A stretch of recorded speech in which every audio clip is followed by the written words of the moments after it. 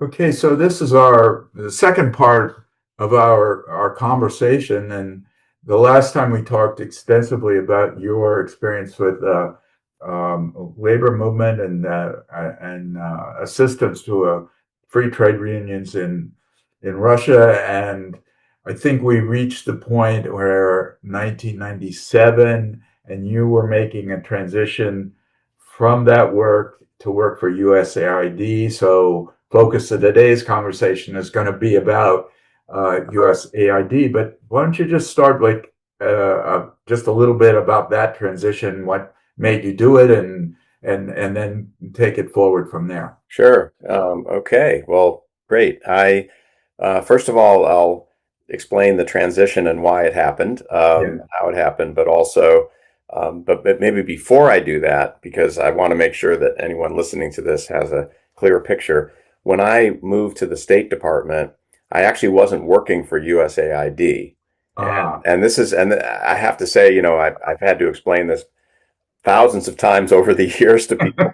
And it's key to understand what I was doing and what, more importantly, what the office that I worked in did. Let me just explain that a little. sure. The place I went to work was called the Office of the Coordinator of U.S. Assistance to the New Independent States of the former Soviet Union. So it's a very long name. But and in the 90s, they actually referred to it as the NIS, New Independent States. And our office was called, and the State Department has its own nomenclature to identify offices by acronyms or by a series of letters. So our office was S slash NIS slash C. And the S stands for secretary, as in the Secretary of State, who at the time was Madeleine Albright when I came in, which meant that our office reported directly to Secretary of State, which is not typical within the State Department. Usually there's a hierarchy and you're reporting to some, undersecretary or assistant secretary. But we reported directly to the secretary, and the NIS stood for New Independent States, and the C stood for coordination, as in a coordination of assistance. Yeah. Now, our Let office, me ask you a quick yeah, question. When did was that office established? Do you it was know? established in 1992, at the time that Congress passed something called the Freedom Support Act. The Freedom Support Act, and by the way, that sounds like a straightforward name, but the word freedom is actually an acronym which stands for, I may get this not exactly right, but it was something like Freedom for Russia and East European Democracies and Open Markets. Uh, and Ah. so they got they as Congress does, they came up with some fancy acronym that was a mouthful. But Right. so that legislation that was passed in, I believe, sometime in maybe the fall of 1992, was the authorization for us to give assistance, foreign assistance, to the countries of the former Soviet Union. It had been preceded 3 years earlier by a similar piece of legislation called the SEED Act, which stands for Support for East European Democracies, SEED Act. SEED was for all the Central and East European countries, so Poland, Czech Republic, Slovakia, the Baltic states, etc., Hungary, and so on.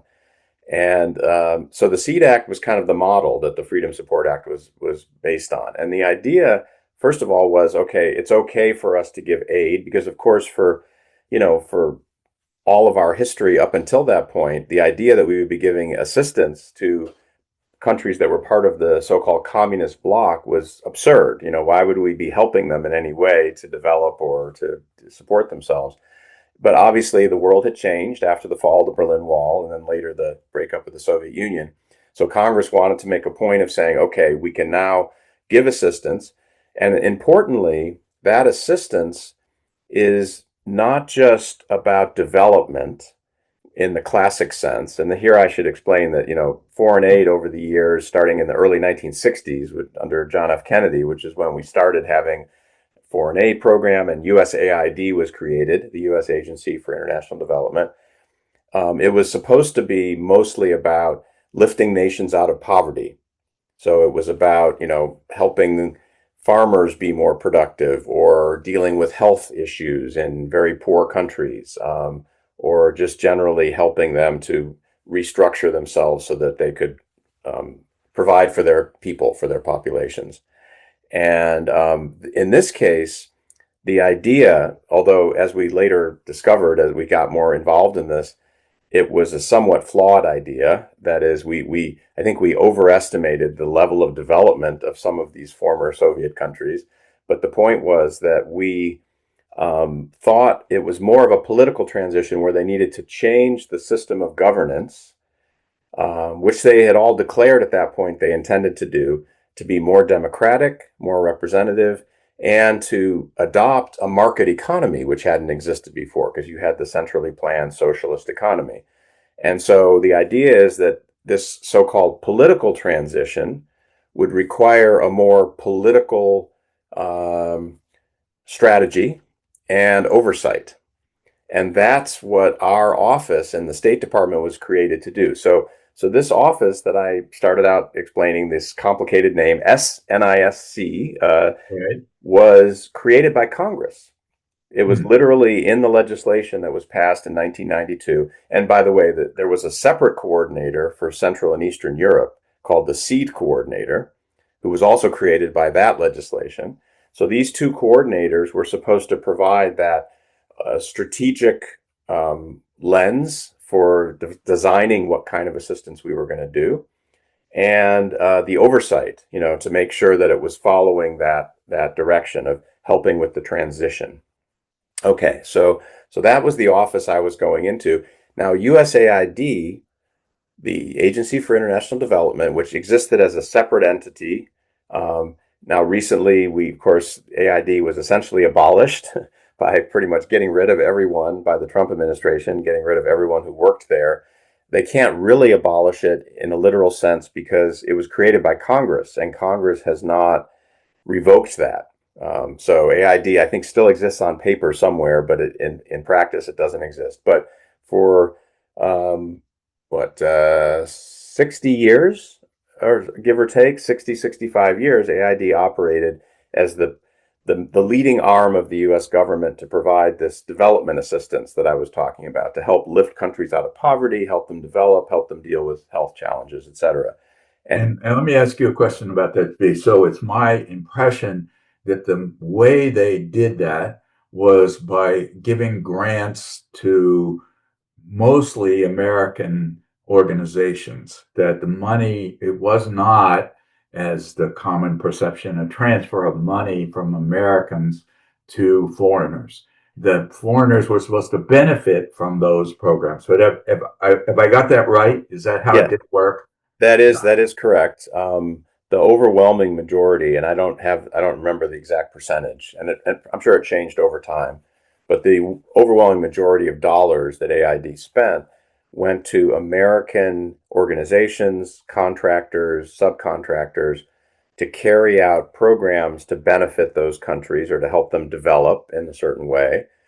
But it was not a blank check. It was not us handing money to the government and saying, spend this as you see fit. Right. There were occasionally exceptions to that, where we did what's called budget support, where essentially for a short-term period of time we transferred money directly to a government's to spend on its own needs and expenses. But when that was done, and there was one case, I won't go into the details, but we did this with Georgia following the Russian invasion in 2008. We actually gave them budget support because they were in a crisis mode where their entire economy was collapsing, and we thought the whole country would collapse and would maybe be annexed by Russia. Not that Russia would ever annex another country; that would never happen. Yeah. Yeah. But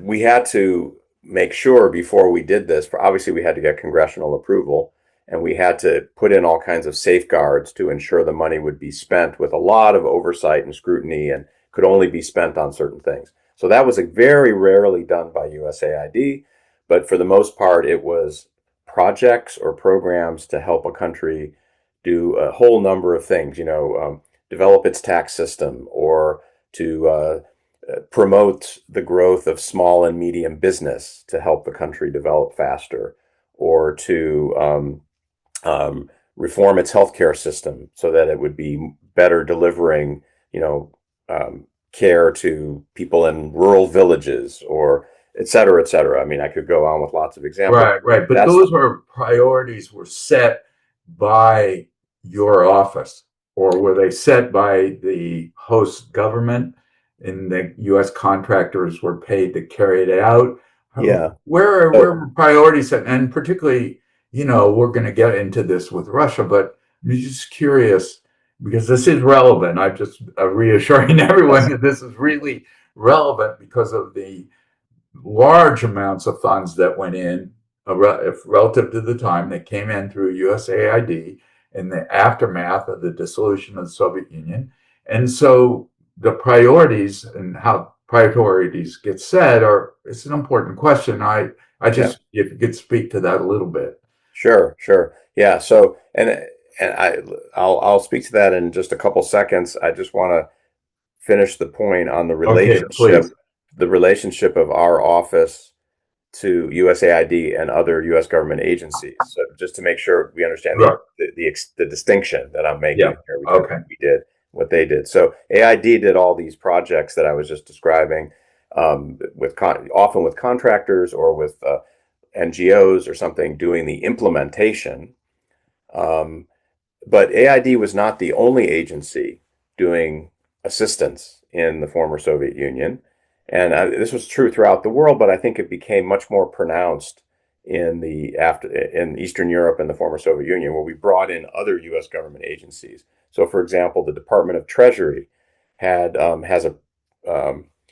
a office called the Office of Technical Assistance, which provides advisors who specialize in budget policy or debt management or banking. And they actually place these advisors in countries to give them expertise in how to set up those kinds of systems. And so Treasury is doing foreign assistance. U.S. Department of Agriculture has they have something called the Foreign Agricultural Service, which places people around the world. And under the Foreign Agricultural Service, they have a number of assistance programs where they're helping countries be more productive in their agriculture. Obviously, with USDA, there's another agenda. And this is true with a lot, we can get into this later, it's true of a lot of these agencies. They also want foreign countries to buy more of our ag products, to export to them. So some of what they're doing is oriented towards that. But USDA, Treasury, the Commerce Department does a lot of technical assistance related to on their. It's usually business policy, investment climate for countries, the legal framework for dealing with business. So that's three examples, but there's many more. The Defense Yeah, Department, et cetera, et cetera.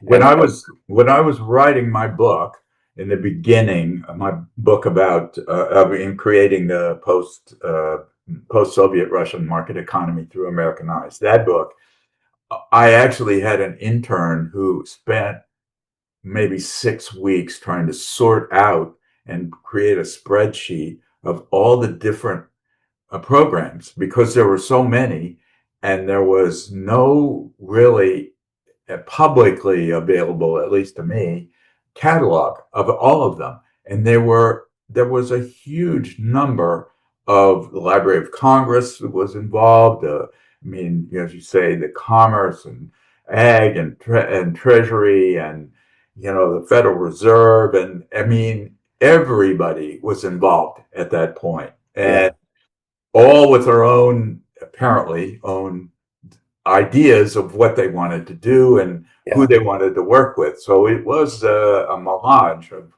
yes. people and organizations. Yes, and that's where the coordinator's office comes in. So Mhm. our function, as I often explain to people, was vertical and horizontal coordination. The vertical coordination was to ensure that the policy was clear to everyone. What is the overall U.S. policy behind this assistance? That is, what are we trying to achieve? Hmm. What objectives do we have?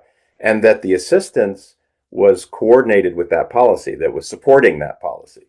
Not just that USAID was not just doing whatever they thought was nice to do, to help farmers or whatever they wanted to do, or that commerce wasn't just pursuing its own objectives, that it was all fitting into a coherent whole and aimed towards the ultimate objectives. So that was the vertical coordination. The horizontal coordination is about making sure everyone's working together and complementing one another. That what they're doing is not conflicting or at odds at cross purposes. And I could regale you for hours with the cross purposes that were often going on or was it were about to go on, which we tried to head off in a variety of ways. So that Right. was the fundamental idea of our office was this coordination of vertically and horizontally. By the way, the horizontal coordination was not just about U.S. government entities doing assistance, all these different agencies, as you mentioned, the melange of U.S. agencies. It was about international coordination too. So Uh-huh. we spent a lot of time talking to other donors who were working in Russia and the other former Soviet countries to figure out what are they doing, what are they planning, and how can we again complement one another. That was harder to do in a way because, of course, every country has its own laws, systems, ways of doing things, and they have to follow their system. They can't just twist and shape it to fit what we think is best. So that was a more delicate matter, but I think we may had some success. So that was the function we played, and essentially we were the overarching framework around this melange of agencies. There were, I would say, at any given time, there were anywhere from 10 to 15 different U.S. government agencies involved in assistance.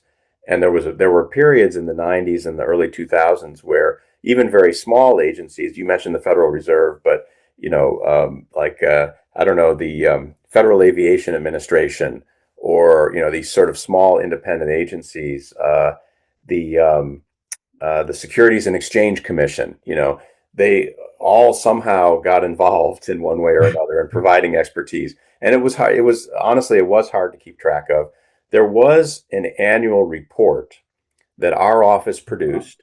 And so you were Uh-huh. talking about sources where you could see all of it in one place. And I don't Right. know how this started pre-electronic, but I imagine that somewhere electronically these reports are still available. I think they were issued every year from like 1993 until 2008 or 10 or something. So for a long time we would do this annually. At a certain point it became very burdensome and there was less interest in Congress and Ah, in the public yeah. in what we were doing. The Right. interest peaked in the 90s, I think, and then it was kind of a decline after that. So we stopped doing the report at a certain point. But that report is, if anyone who's watching this is a researcher and wants to get the definitive look at everything we were doing, that report was comprehensive. Excellent. Excellent. Yeah. It covered everything. So back to your question about what the strategy was or where it came from, who decided what we were doing and what we weren't doing. And that is more complicated question than it might seem on its face. The short answer is our office was the one who guided and led the process of determining what we would do and what we wouldn't do, and try to develop an overarching framework. Um, but first of all, we couldn't ignore what the agencies themselves thought. We had to try to listen to them and hear what they thought, especially because they were the ones actually carrying out the program. So they had an Mhm. idea as time went on of what was working, what wasn't working. So we actually developed a process called the annual budget reviews, or ABRs, that we would do. And this didn't happen until the early 2000s, actually. When I became more involved in the leadership, I thought we really needed to do this. And so we would actually sit down once a year with each agency in a very kind of um, comprehensive way, look at what they had done the previous year, what they wanted to do, and how much money they wanted to get to do it the next year, and what the results were, what kind of results we were getting. And we had a, Mhm. you know, they were required to submit something in advance of the discussion that would lay out all this stuff and to, to prove to us that they were actually getting results. Um, and then so you had the agencies. You also had our embassies out in the Mhm. field. Embassy Moscow, Embassy Kiev, all these embassies, and we wanted to give them a voice because again, they were on the ground. They knew what was happening pretty well. They were reporting back to Washington on all the political and economic developments, but not they weren't regularly reporting on the assistance, what the assistance was doing. So we were encouraging them. We want your input. We want your ideas. There's also this idea underlying U.S. diplomacy that the ambassador in each country is the chief of mission, who has a lot of authority to determine what happens under the U.S. flag in his or her country. And so we wanted to make sure that these chiefs of mission, these ambassadors, had a voice. And so we set up this other process we called the straw man budget, which was essentially an opportunity for the embassy to come in with their idea of how the money should be divided up. We would give them a notional. This was usually before the appropriation occurred, from Congress. So we didn't actually have the money yet each year, but we would ask the embassy if you had X, and we would, usually have a pretty rough idea. Right. If you had, I don't know, let's say 40 million, I'll take that as an example, which might have been a typical budget for a country like Kyrgyzstan at that time. 40 million, how would you divide it up among programs and agencies? And then, of course, they would start with the last year as this kind of starting point, and then they would tell us, and then that would be factored into our decision making process. And then the last thing I should mention, because you referred to it, and this is very important, is what about the governments and the populations of the countries themselves? What kind of voice did they have? That's a complex topic because there's this idea in foreign assistance, in the foreign assistance world, what they call country ownership. So what you do with foreign assistance, the country that you're doing it in should feel a sense of ownership, because if they don't, it's likely to fail. Mhm. Uh-huh. You can't Uh-huh. force people to change things that they don't have the political will to change, and you can't have the whole a program appear to be an imposition. I mean, that goes back. Then you're back to the colonial period, right, where you have Sure. imperialism or whatever, and you're just we know best, and we're going to tell you how to do things. So you have to make sure, and of course, to spend money effectively on these kinds of programs, there has to be some element of local involvement, a heavy element, one would hope. So we did our office and our embassies, especially our embassies, would spend a lot of time meeting with government officials or with the leaders of non-governmental organizations or local business people and getting their input. What's working? What's not working so well? What do you need? What are the needs? What are the priorities? So that was definitely an element.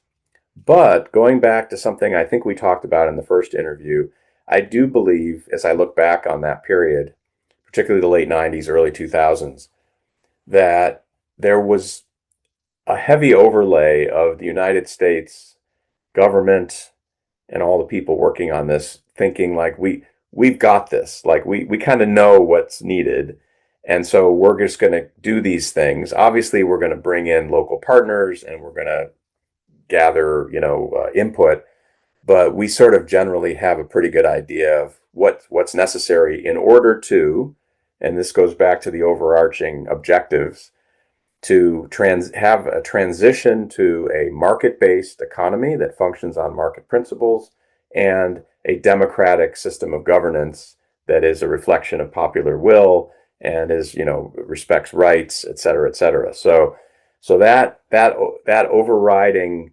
philosophy of what we're trying to do, I think, made us push out a lot of things that you could argue was based on local ownership and local input, but it did reflect a bias, I would say, in the Uh-huh. sense of what Uh-huh. America thought it was trying to do.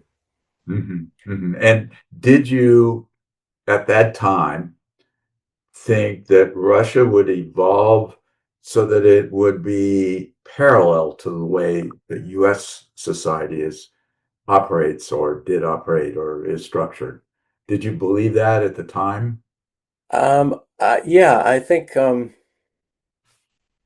of course, there's a question of what I believed personally and Yeah, what the well, general belief. both. But both, yeah, yeah. I mean, I obviously, hindsight is always 2020, and so it's easy for Yeah, me but to I'm more say, interested in what you thought at the time. I know, but Yeah, sometimes it's hard to unpack that from right. what you know now. Um, I think at the time I did believe there was a chance that Russia and the other countries would develop to something much closer to what we have in the United States. I was aware as a student of Russia who had been, studying Russian history and culture since the early 80s in college. I was well aware that there were historical and cultural aspects that made it distinct and different and, something not recognizable to Western eyes in a sense, Right. and that could not be overcome easily or completely. I think I always thought that whatever form of democracy or whatever form of a market economy Russia had wouldn't be identical to what we had. But I also believed, I think to a large extent, I bought into this idea that our model had proven itself so superior in terms of producing prosperity for people and stable societies and whatever that were relatively well governed, that would win out. That it would prove itself to be so attractive to people that eventually the majority of Russians or and same for the other countries would adopt it. So Yeah, yes, I do think, and so that's me, and I do think that belief was widely shared widely in the U.S. shared. Right. government. With Right. different. So I started my book with a quote from Brzezinski from a foreign affairs article, I think in 1990, where he said that Russia was then in a state of receivership to the West. And that's sort of I mean, a little more extreme than the position you were taking, but but that I think it's just was kind of a common idea, right? That at the Yeah, time. Yeah, yeah, it was, and it was, and of course, there's lots of analysis that's been done since about why, you know, Putin emerged as he did and his consolidated power, and why the Russian population seems to, broadly speaking, like what Putin has done over the yeah, years. And I think you can't understand that without understanding this, what things were like in the 90s and the attitudes on both sides. Russia yeah, was weak and was in yeah, a receiving mode, so to speak. right. We were strong and a little too intoxicated by our dominance. And also, I think, too caught up in this ideological sense that, liberal democracy was triumphant and had proven itself as the preferred form of organization, and it was so therefore it was inevitable that it was going to happen that way in Russia as well. So I can't resist asking you this question because you had the dual objectives of the market economy and a democratic system. And uh, in the research I've done, the people I've spoken with, it's more about the creation of the market economy. And it's my belief that Russia made a transition to a market economy, not the same as elsewhere, but it still has a market economy heavily dominated at the top by the state, but still its resilience is as a result of that transition that took place in the 90s and the economic institutions that were built. At the same time, I've never seen any real evidence that Boris Yeltsin was committed to democratic institutions. I know he was committed politically to preventing the reemergence of socialism, but their political parties were weak on the ground political organization was weak. There didn't seem to be the same emphasis on creating the institutions of a functioning democracy. And did does that ring true to you, or is there something I'm missing with that? And Yeah. particularly because a lot of this was done with U.S. help and support. I mean, the Russian stock exchange was done by a USAID grant and the assistance of the Federal Reserve, and private banks borrowed heavily from the U.S. The real estate sector developed heavily borrowing from the U.S. You know, the entertainment system, all refined, revised, all these things, but the political system didn't evolve the same way. And I don't know. I know it was an emphasis of USAID, but I don't know how much. Yeah. Yeah. Um, so Big that, yeah, question. I'm sorry. yeah. And No, it's a big question that probably, books have already been written and many more will, to yes, look at yeah. this. So I'll just very briefly, I'll say that I mean, I agree with your analysis of what succeeded, what didn't succeed, where there was a commitment among Russians and where there wasn't a commitment. I think that's a correct assessment. Um, there was a lot of focus on the U.S. government side on the democracy piece of this. It clearly was not successful in terms of what our assistance accomplished, and perhaps there was as going back to what I was saying earlier, there was a certain naivete that it was inevitable anyway. It was going to move in that direction. So we just had to enable certain forces to, play the role they were going to play anyway. And it Hmm. was going to happen. And it clearly was not inevitable. And if anything, you know, many people I think would agree that we've gone backwards in terms of the level of democracy from what was happening in the 90s to what it is today. Now, of course, many Russians experienced the 90s not as democratization, but as chaos and instability and uncertainty. And that's partly why they embrace many Russians, obviously not all, but many Russians seem to embrace Putin's much more top down and tightly controlled system of governance. Right. But the fact is that there was more freedom of expression in the 90s allowable, that there was more, that many elections were um, not entirely free and fair, but much more free and fair than they have been since. That there were multiple political parties emerging. Again, you could lots of criticisms of how those parties operated. They were more about personalities than they were about platforms and positions.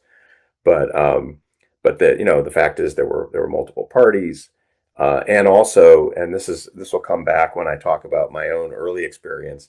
There was a lot more decentralization of government authority into the regions and the cities, and the ability of local leaders to kind of take take responsibility for what was happening locally Right, right. So was let's greater. use that to go back to where we started, where you're Yes. making this transition before I led you astray with all these questions, which probably belong at the end of this interview rather than the beginning. So go Yeah. ahead, please, Sure. and Sure. transition. Yeah. So okay. So my personal transition.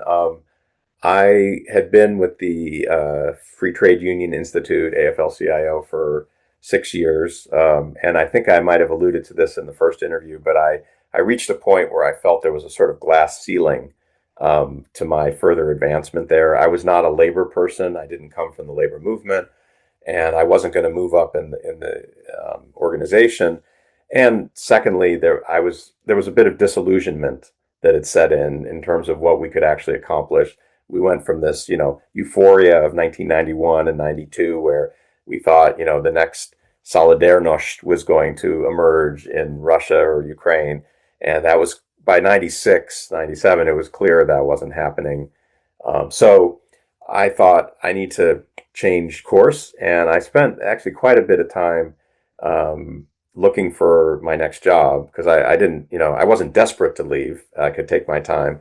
I talked to a lot of people. I actually did a lot of what, people refer to as informational interviews, where you have a contact, you go in just to learn something about what's available, not for a specific job. And that actually proved later to be very useful that I had done that, because many of the people I talked to were in the U.S. government in different agencies. And then when I later became employed by the coordinator's office, I worked with those same people because I was coordinating all the agencies. So anyway, very useful. And in early 97, and this is, I guess, the way things often happen in life. My wife opened a door for me.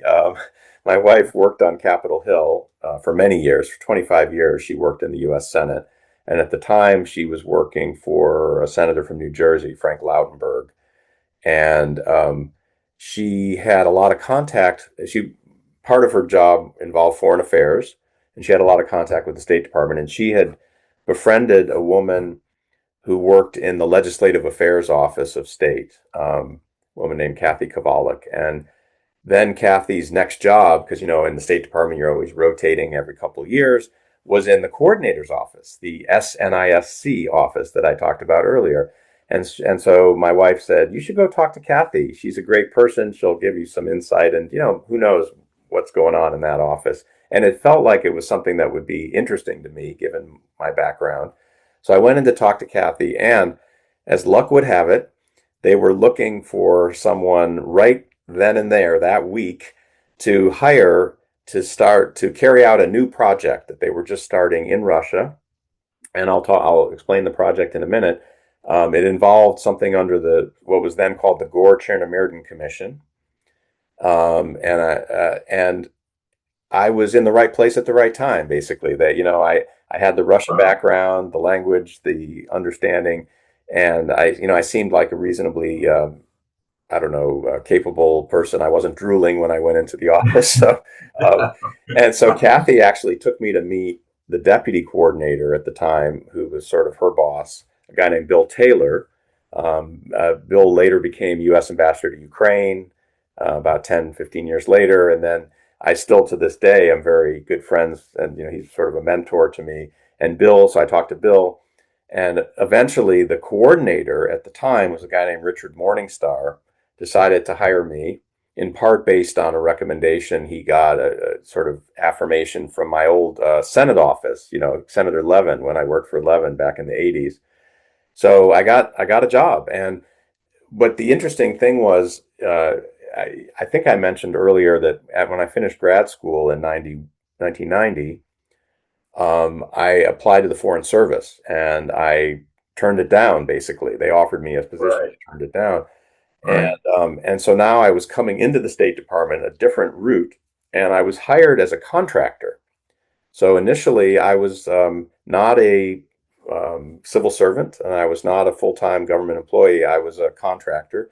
This office of the coordinator had lots of authority to do a lot of different things and a lot of money at the time. Yeah. And so they had a large contract with a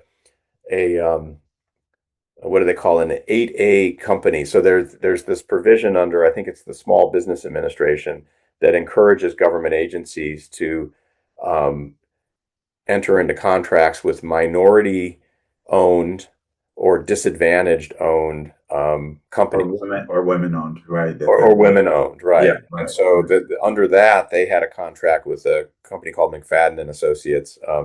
Mr. McFadden, as I recall, was hearing impaired, so that was what qualified the company for this contract. Anyway, it doesn't matter. So I was actually an employee of McFadden for my first several years at the State Department, but every day I did not work at McFadden. I worked in this office of the coordinator, and they hired me to do a project they had just started called the Regional Investment Initiative, RII. RII had been launched under the Gore-Chernomyrdin Commission the previous fall. So we're now talking early spring 1997. In fall of 96, Gore and Chernomyrdin, who at the time were meeting, I think twice a year, they were having these meetings of this so-called GCC, Gore-Chernomyrdin Commission. And they had announced a new initiative called the Regional Investment Initiative. The idea being that the U.S. would focus its assistance, its foreign assistance, and its um, finance and trade agency efforts. And by that I mean Export-Import Bank, Trade and Development Agency, TDA, OPIC, the Overseas Private Investment Corporation, and all of those would focus their money and efforts on specific regions of Russia. And the idea was that if we find regions with governors and policies that are encouraging the attraction of foreign investment by creating good policies for business, that it will bring money in, it will bring jobs in, those regions will prosper and succeed, and they will form a sort of a replication effect that other regions will see, oh, our neighboring region is doing so well, let's study what they're doing and copy it. Mhm. And so that was the sort of philosophy behind it. The idea was, so the job was to identify which regions we were going to focus on. You didn't have regions at that point. You Initially, well, identified. when they announced it in late '96, they didn't Yeah. have regions picked. Okay. So by the time I came on in March of '97, they had already picked the first two regions. The first one was, and by the way, I should just add that Yeltsin earlier in the '90s had made some statement to like a speech to all the governors or the heads of the different regions of Russia, where he basically said, take all the power you can, Right. it's like encouraging them to take responsibility and take authority locally to solve your problems. It's sort of a classic statement of federalism, as we would call it. Yeah. And the U.S. was sort of applauding this. We were cheering it on. We said, this is a great way you can have these laboratories of experimentation locally and see who's successful. It's often the way our states operate in the United Uh-huh. States and the attitude we've had towards states. So that was the sort of the origin of the Regional Investment Initiative. The first region that was picked was Novgorod Oblast. And this is not, many people, it's often confused with Nizhny Novgorod, which is much more Right. well known. Uh, Right. and Boris Nemtsov was once governor of Nizhny Novgorod, and he became famous later. So the idea is, that's what people think of. Novgorod is a much smaller region in the northwest of Russia, not far, very close to St. Petersburg, um, and and historically important in Russia because there was a Novgorod kingdom. If you go back, what is that, 800 years or something like that, they were actually a power at the time. Anyway, and it's a beautiful city, which I've had a chance to visit with, very nicely preserved old fortress and Yeah. Yeah. churches, and yeah, it's Yeah. lovely. I've been there. I've been there. Yeah. Okay, good, good. Beautiful place. Yeah. Yeah, so what I'm talking about. But Novgorod also happened at the time to have a very progressive governor, or at least he was seen that way. I think his name was Prusak, Mikhail Prusak. Uh-huh. And he actually remained governor for a long time, even after Putin came in. I think he stayed on. But Prusak was known at the time, at least his reputation was as someone who was willing to experiment with different policies and really oriented on, bringing jobs and prosperity to the people there. And maybe not as corrupt as some of the other governors. So Novgorod was chosen as this first laboratory of reform. And the second region that was picked, and this one was more problematic because it was actually multi-region, was the Russian Far East. Um, and this was very common in our work in those days, in those years. There were different imperatives pushing us to do certain things. So we had this regional investment initiative, which sort of had a logic to it that was about Mhm. trying to improve the investment climate at the local level, by focusing efforts. So the idea was we shouldn't dissipate our assistance all over Russia. Let's focus in and create some success stories.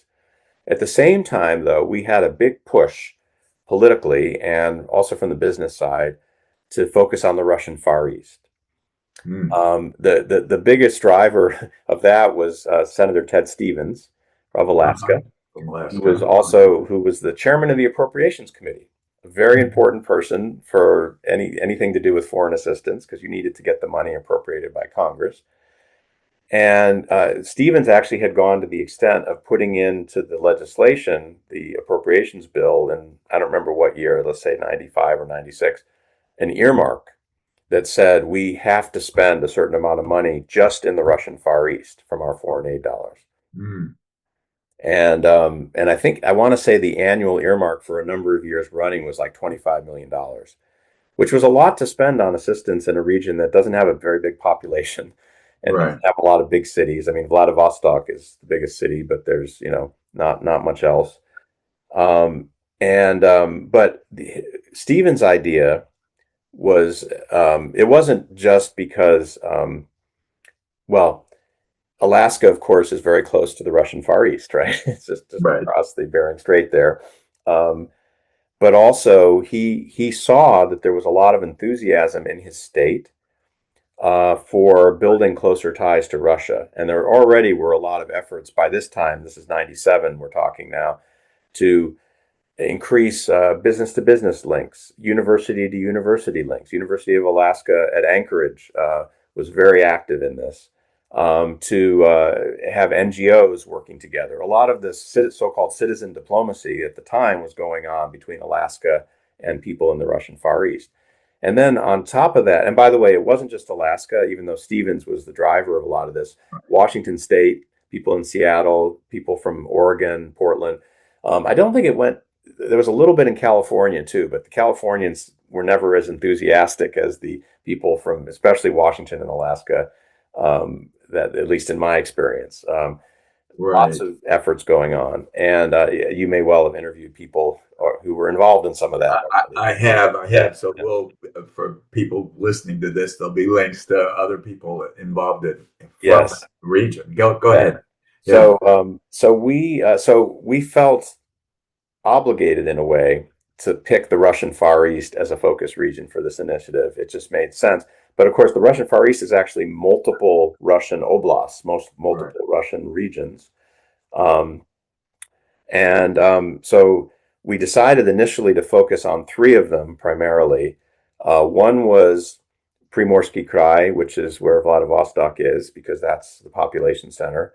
A second one was Khabarovsk, and Khabarovsk was chosen in part because, again, there was a belief, which I think later turned out not to be very well founded, that the governor of Khabarovsk was a reformer, was someone who wanted Uh-huh. to change things, and so we should support that. And the third was Sakhalin. Okay. Sakhalin was not chosen because of the reform credentials of the local administration, but because U.S. companies had a big stake there. So we had big oil companies, and then all the service companies that support them were extremely active at that time in developing Sakhalin oil production. And of course, Russia in general was very open at that time to joint ventures and to foreign investment coming in to develop these things. So I remember ExxonMobil was a cheerleader for this regional investment initiative. They thought it was a great idea, and they were willing to put in some of their own money to support certain social initiatives locally in Sakhalin that would be kind of under the umbrella of this regional investment initiative. Uh-huh. So those were our two. Yeah. And At the time I came in, there was an active discussion going on about picking a third region because I think we sort of generally decided, okay, let's start with three. That more than that is going to be too burdensome. So let's start that. And the third region was picked based on a lot of input from our embassy in Moscow that had views about the different governors and the different local conditions, and they had a list of, I don't know, four or five different to choose from. We ended up going with Samara, Okay. which is Samara, also an important industrial center. It's very close. The auto industry at the time was focused very near Samara in Tolyatti, which is in the Samara Oblast. And Samara itself was a transportation center where a lot of the railroad lines came together, also a lot of energy nexuses, and was a relatively successful region to that point in terms of attracting foreign investment. And I want to say there were four or five different big U.S. multinationals that already had some activity going on in Samara. And again, the perception was that the governor at the time, who was a guy named Konstantin Titov, was a reformer, that he was, Uh-huh. modern, forward-thinking person. That was the idea. So anyway, we said, okay, we're going to do Samara, and then there was a lot of coordination going on with the vice president's office on all this stuff because, again, Gore Chernomyrdin was the framework for the initiative. And one thing I should say for context for those who were not around at the time is that in the late '90s, the second Clinton administration, the Gore Chernomyrdin Commission had become, in some ways, the main channel for U.S. Russian relations. I think Vice President Gore had been given a lot of authority to manage the relationship with Russia under this commission, and the commission itself had many committees underneath it. So it was, I don't remember how many, there might have been 15 different committees. Some of them were focused on arms control and security and non-proliferation, some of them on, business promotion and business investment, U.S. companies. Um, and there was one that was focused, I think, it was foreign assistance, essentially. And of course, that was the one that we were the most active in. But um, these meetings of the Gore Chernomyrdin Commission, the big ones between the vice president and the Russian prime minister, Viktor Chernomyrdin, I believe happened twice a year, and they would alternate between one in the United States and one in Russia. And then in between those meetings, the committees underneath the larger commission would meet or talk on the phone or whatever. They would engage. And they were supposed to report at each meeting of what they had accomplished. So there was a lot of pressure to do things and to actually have activities. So we were talking a lot about what was happening with the Regional Investment Initiative to the Vice President's office. And at some point in, again, the spring of 1997, someone had the idea that the next meeting of the Gore Chernomyrdin Commission should happen in Samara, the new region that we had just decided on for the Regional Investment Initiative.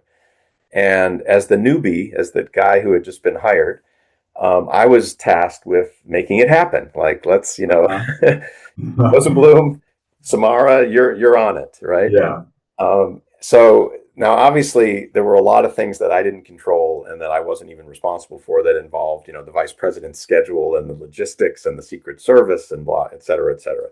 But I worked very closely with the embassy at figuring out what the visit would look like, what kind of events would happen, and how we were going to announce the Regional Investment Initiative and so on, and kind of putting meat on the bone, so to speak. So I spent my first several months in the coordinator's office doing a lot on this stuff. And then something happened, which I still refer to years later as my Andy Warhol 15 minutes of fame. That old expression. He said, everyone in the future, everyone will be famous for 15 minutes. So Right. my 15 minutes came in Samara under this meeting of the vice president. So you were Okay. saying about your 15 minutes of fame? Yes, yes. So as I said, I was very involved in the preparations for this Gore Chernomyrdin meeting in Samara, and the vice president's office contacted me and asked for background information so that they could prepare his talking points and his background memos and his speeches. Because one of the events that we decided on was there would be a luncheon hosted by the president and the prime minister for the U.S. and local business community. And that at the luncheon, there'd be speeches as there normally are. So they had to figure out what to say.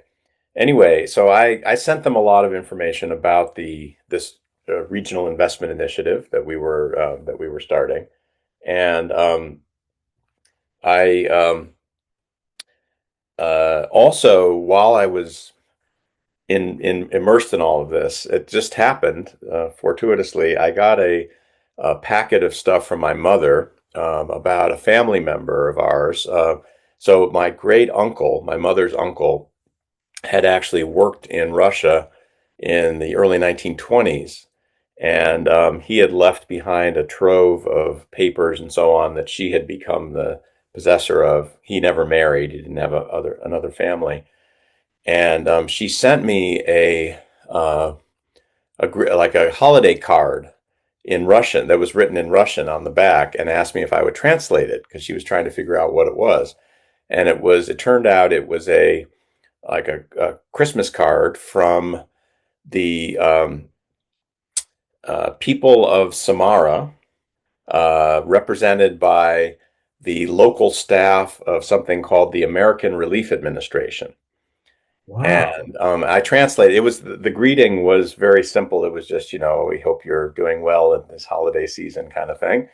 But my mother had all these other papers, and I asked if I could see them, and it turned out that my great uncle had worked for the American Relief Administration, which was under Herbert Hoover. This was like during the, well, post World War One, but then leading up into the Russian Civil War period, where the United States, arguably for the first time in its history, decided to provide humanitarian relief to a foreign country and provided massive food aid and some medical aid during the period of the Russian Civil War, when there were, huge epidemics, disease epidemics, and famine in many parts of Russia due to the dislocation caused by the war. And um, my my great uncle, apparently had volunteered to be in the ARA, the American Relief Administration. He had fought in World War One in Europe, and then I think he just kind of stayed over there and got involved in various other activities because he was the adventure of, being overseas was attractive to him. And anyway, there's a picture. Actually, I don't know whether you can see this, but uh, and I'm not sure whether how this will appear on the camera and whether Yeah. you can actually see it at all. But so this is a photograph. Can you see Yeah, you anything? can see it. Yeah. Yeah. This is a photograph that was in my uncle's papers, of him, and he is. It's a little hard to do it this way, but Yeah. he is this person right here Yeah. is Louis Landy, who was my great uncle. Uh-huh. And he was part of a team of Americans. So in this photo, the Americans are sort of in this row here, mostly men in suits. I think there might be one woman, and all the other people was the local staff. So they're Russians. Although it's interesting when you look closely at the faces, many of them look Caucasian, like Uh-huh. from the North Caucasus, or are wearing, things that indicate they were probably Muslims. So I think it was a multi-ethnic group. Yeah. And anyway, so it turned out that I had family roots in assistance to And Russia that wow. went back to the early 1920s, which is kind of incredible to think about. So anyway, I sent some information about this to this vice president speechwriter because I just thought it was kind of a funny little coincidence. And I might have sent him a photo or something so he could see. And he got very excited, and he said, "Wow, this is great! This is great human interest stuff, and we got to figure out a way to work this in." But I had no idea what he was going to do with it, and so I just Right. forgot about it. And then I got caught up in the details of preparing for the visit. So I get to Samara maybe 2 days before the vice president was scheduled to arrive, and I was busily involved in preparing the different site visits. They were going to see some local factories, I think, and uh, points of historical interest in Samara. And then there was this lunch that I mentioned, this big business lunch, and then there were some other meetings on the side. And funny thing, the biggest controversial point in the lead up to this business luncheon was whether the vice president could have his traditional can of Diet Coke on the table in front of him, because the Pepsi Cola people, who were very active in Samara, objected to having cans of Coke on the table. And because, Wow. and there was a whole big, like, it took us the better part of a day to figure out how we were going to manage the cola wars in Samara. And it turned because apparently the vice president like had to have his Diet Coke. You know, he always had a can of Diet Coke. So I think we figured out some way to have him drink the Diet Coke off stage, so to speak, in the wings. And we had no Coke or Pepsi on the table because if we had one, we had to have the other, and it was too Right, complicated. right. Anyway, so this is like, this is diplomacy in action. This is Yeah. action. Um, so anyway, so we get to the lunch. I'm sitting at a table. I was very junior at the time, right? So I was sitting like way from the very far from the rostrum where the principals were sitting, and and my colleagues from the U.S. Embassy and other people from the U.S. government were scattered around at different tables, and of course there were local Samara people there too. So at the beginning, the vice president stands up to make his speech, and he starts out, 80 years ago, a young U.S. Army captain named Louis Landy came here to Samara to help the people of Russia in their time of need. I'm so pleased to say that his nephew, Dan Rosenblum, is with us here today. Dan, will you please stand up? The vice president is singling me out in his speech. It's like the lead of the speech. And I looked over to the speechwriter who was in the vice president's party, and he kind of winked at me, like, oh, you did that, didn't you? So I stand up. There's standing ovation, and then I sit back down, um, and then later in the lunch, so he makes the rest of his speech about the regional investment initiative and all the U.S. Russian friendship and how important it is to the world. And after the speeches were done and people were eating lunch, my boss at the time, Richard Morningstar, who was the coordinator of assistance, came over to my table. He sort of sought me out, and he takes me by the arm and he said, "I want to introduce you to the vice president." And he took me up to the Wow. head table, Yeah. and he introduced me both to. I actually met Chernomyrdin too, who was sitting next to Uh-huh. him, and I exchanged a few words in Russian with Chernomyrdin, and I met Gore. And so it was just like, this is a big moment, my first State Right. Department trip ever, and I'm Yeah. Yeah. I'm talking to the vice president. So I later learned from Morningstar. So Morningstar, by the way, I didn't mention this, but he was very well connected politically. He was a political appointee, not a career person. And I think he went to law school with Hillary Clinton, if I'm not mistaken, Ah, or he okay. had some connection with Hillary Clinton, and through that knew Bill Clinton. So he had been appointed before he served as the coordinator of assistance. He was an important official at OPIC. He like Uh-huh. I don't think he was the head of it. He was like the executive vice president or something of OPIC, and and then he moved from that to being this job as the assistance coordinator, which was a big deal at the time. Nowadays people who do foreign assistance, well, most of them are out of a job today, but even Right. in recent decades, they are several tiers below the top in terms of political prominence within administrations. But in the 90s, the people who were doing assistance to Russia and the other Soviet countries were a big deal, and Mm. Morningstar was one of these people. So he also knew Gore, and I think he had traveled there on the plane with the vice president. He was like on Air Force Two, the vice president. So anyway, he goes back to the U.S. with Gore on the plane, and he told me the next day when I got back to Washington that the vice president couldn't stop talking about this Louis Landy thing.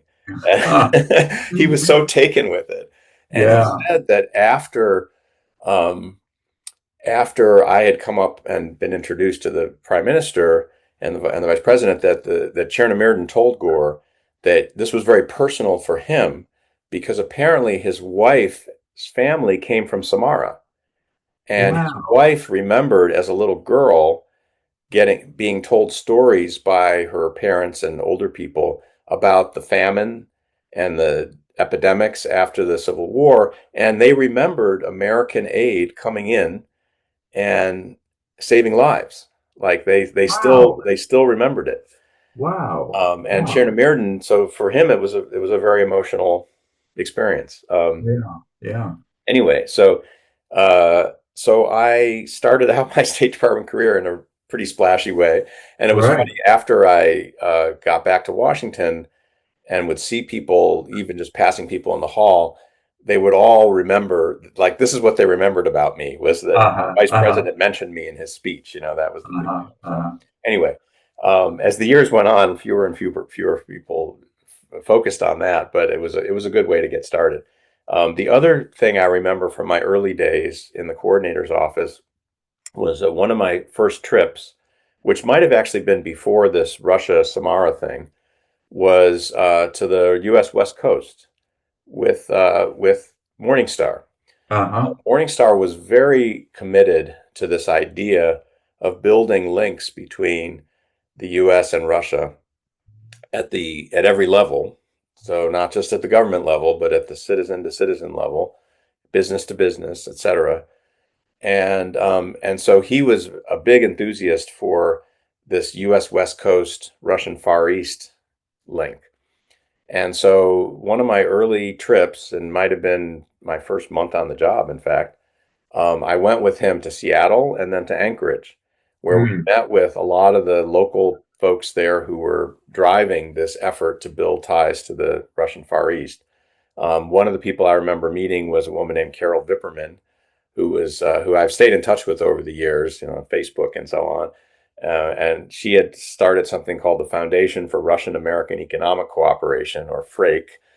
And it was, she was just kind of running it. There were lots of other people who were giving it substance, but Carol was one of the sort of missionaries of this, this building ties. And then in Alaska, there were a bunch of people, and I, to be There honest, is an interview with Carol that's going to be in our archive, just as a note. excellent, Yeah, excellent. Yeah, yeah. she's a perfect person to talk about this stuff. And then in Alaska, there were a number of people too, and they're the names. There aren't names that really stick out to me anymore, although I could look back in my files. I'm sure they're there. But there were people that as I mentioned earlier, the University of Alaska Anchorage. I remember visiting there and talking to them. They had a lot of students from the Russian Far East who were studying there, and they were doing faculty exchanges with universities in the Russian Far East.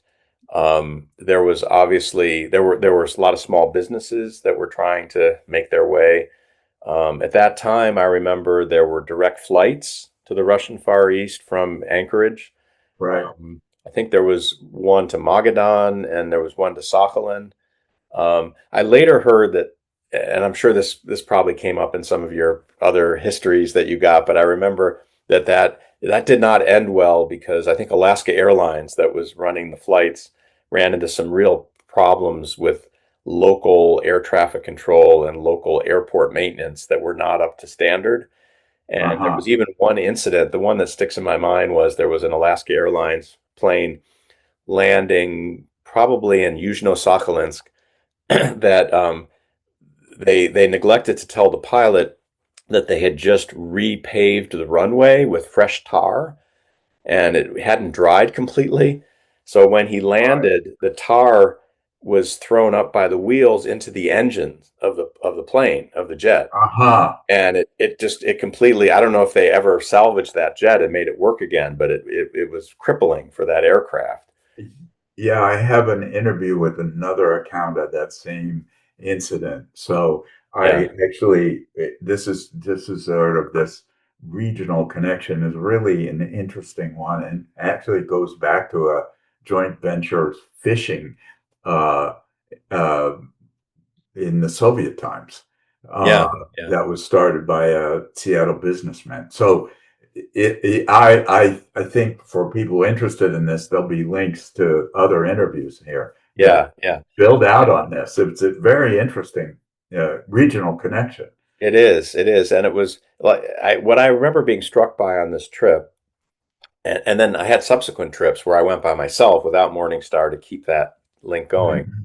I remember being struck by the enthusiasm and the energy that I felt from the Americans who were involved in this.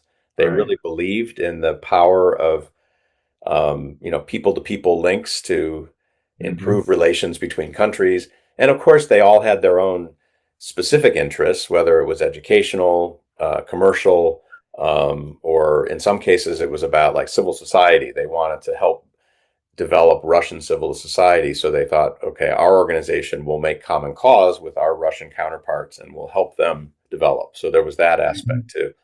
Um, yeah, there were just so many people I was so impressed with at the time at their level of activity. And the US government, who I was representing, was looking for ways to support this activity. Hmm. And obviously, the main way we could support it was with money, but the question is, what do you spend the money on? I do recall in those years we gave grants to Carol Vipperman's organization, to the University of Alaska, to other initiatives that were happening, and this people to people. We were paying for a lot of exchanges that brought Russian students or Russian professionals to the United States for periods of time. The Russian students, and of course, there's a much bigger program that continues to this day that brings high school students to the United States for a year, an academic year, where they live with an American host family. Now it's called the Flex program. In those days, people often refer to it as the Bradley program because it was Senator Bill Bradley who started it in the early 90s. But so we were, through our exchanges, supporting a lot of this activity. But then sometimes we would actually give these institutional grants to an American organization to support its efforts.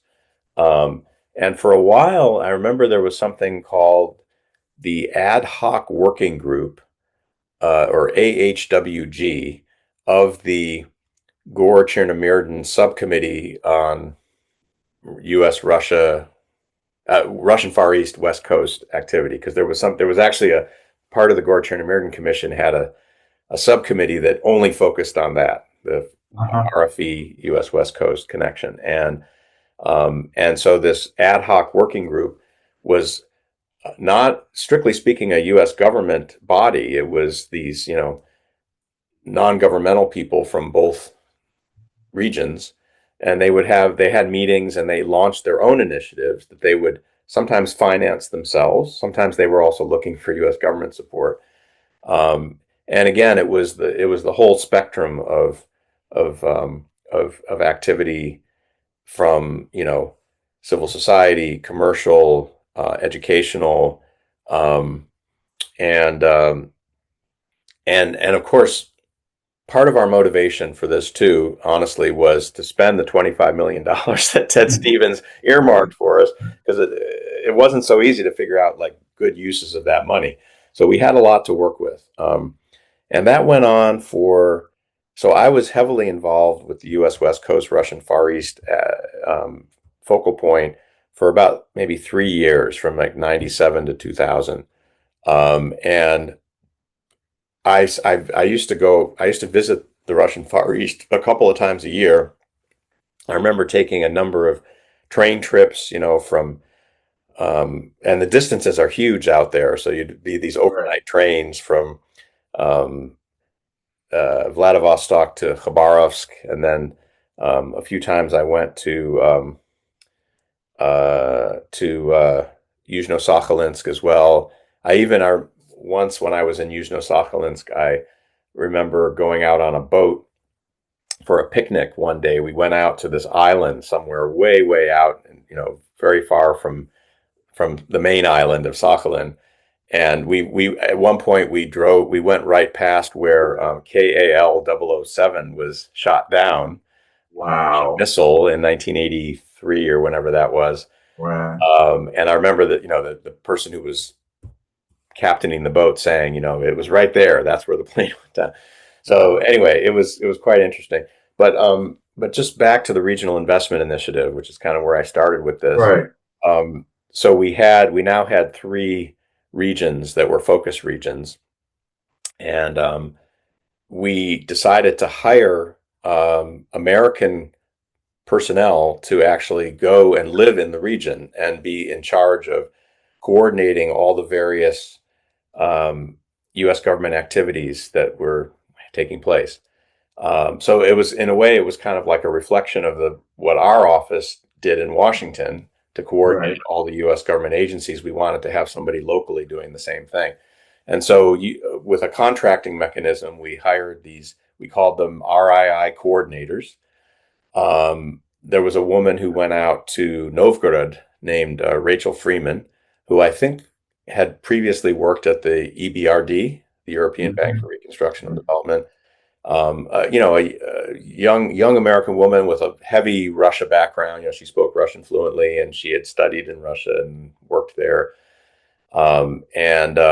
So she lived in Novgorod for a couple of years and developed ties with the local government and the local business community, and was just kind of, again, the focal point for all the activity. We hired a guy in the Far East named Michael Allen, who had previously worked for ExxonMobil. But Michael, like Rachel, was very much a kind of Russianist who, has spoke beautiful Russian and knew the culture. He had been living there already for several years, and he was very fluent in not just in the language but in the culture. Right. And Michael also we had the advantage there was that he had these links with the U.S. oil companies. He knew the people and the projects quite well, and that was an important element of what we were doing out there. And by the way, the idea was, as I had said at the beginning, was that these local governments would adopt investment-friendly policies, that they would create a good climate for doing business in their region. Now, obviously, there's a large range of things that are possible under that heading. Yeah. And from tax policy to regulatory policy to incentives that local governments could give to, individual investment projects to make them more viable. And it was a tough to do that at the time, as I recall, because even if we had selected these reformist governors, people we thought were reformist, there were forces at play that really pushed against the idea of liberalizing the business climate. There were lots of local vested interests who wanted their piece of whatever investment came in. There was a tendency on the part of the different regulatory agencies to be very zealous in probably maybe because they were looking for a bribe, or just because that's the way they did things, inspections and, harassment. Like fire inspection, safety and health, Yes, things like that. Right? exactly. Yeah. Exactly. And there wasn't, there was no national, at the time, at least not that we could see, there wasn't a national push to create better conditions, especially for small and medium business, by easing up on some of that, I guess you could say overzealous or maybe predatory behavior, depending on your point of view, that by these local regulatory agencies.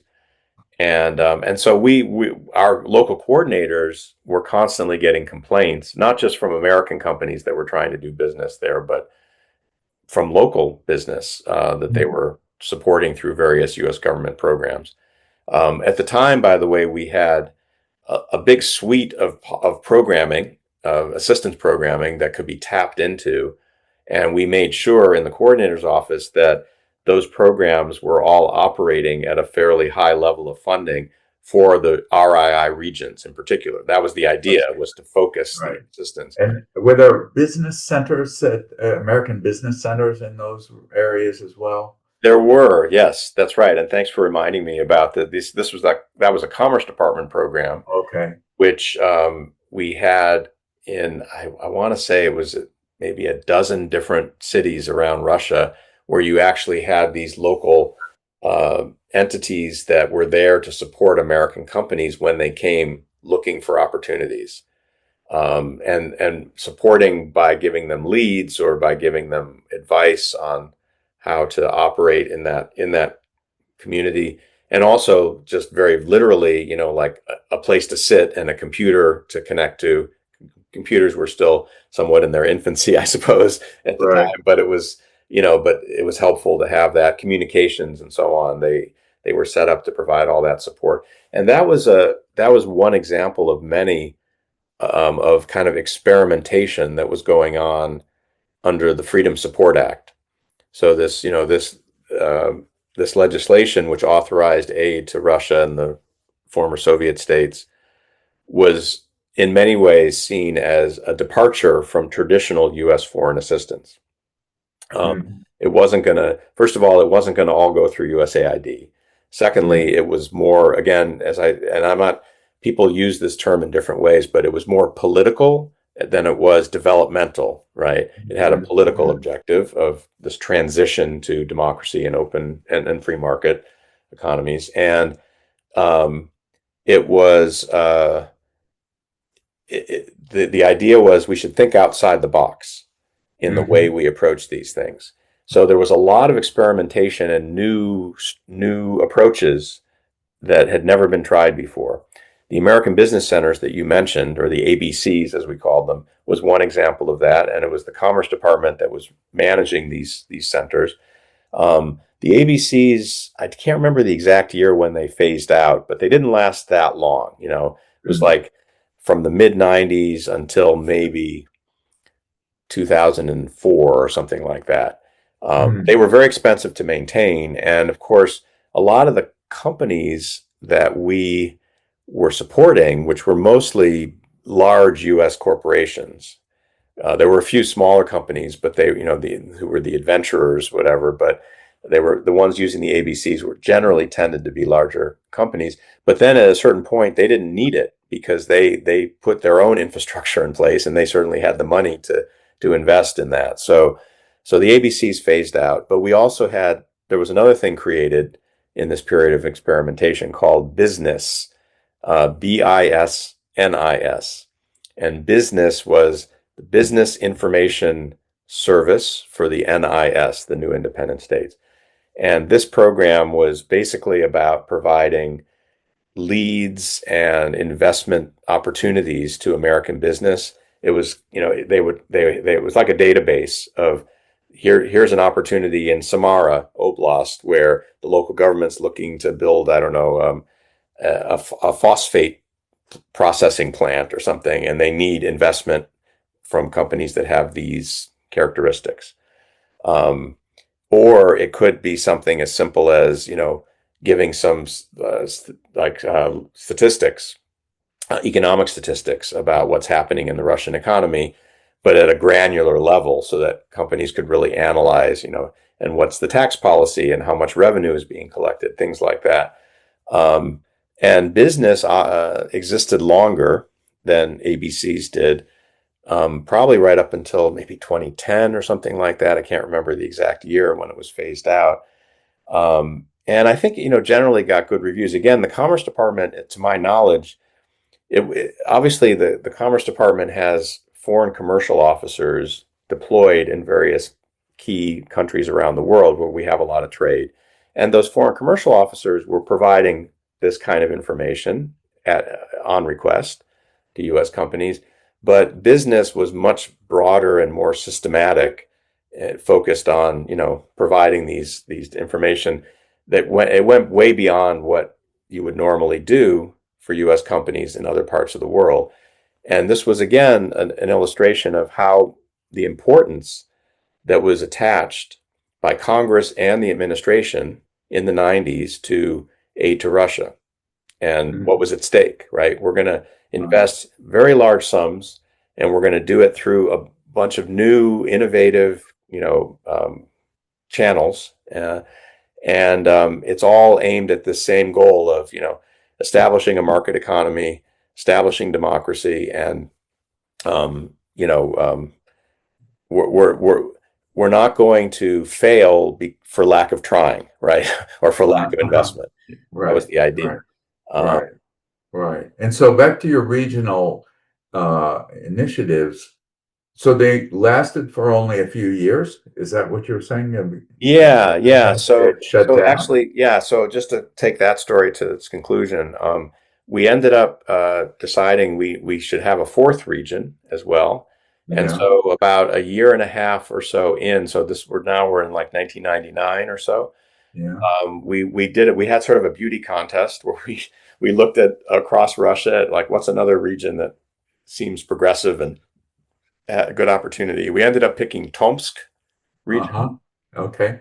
To be honest, I don't remember all the criteria, but I think Tomsk was one of three we were looking at.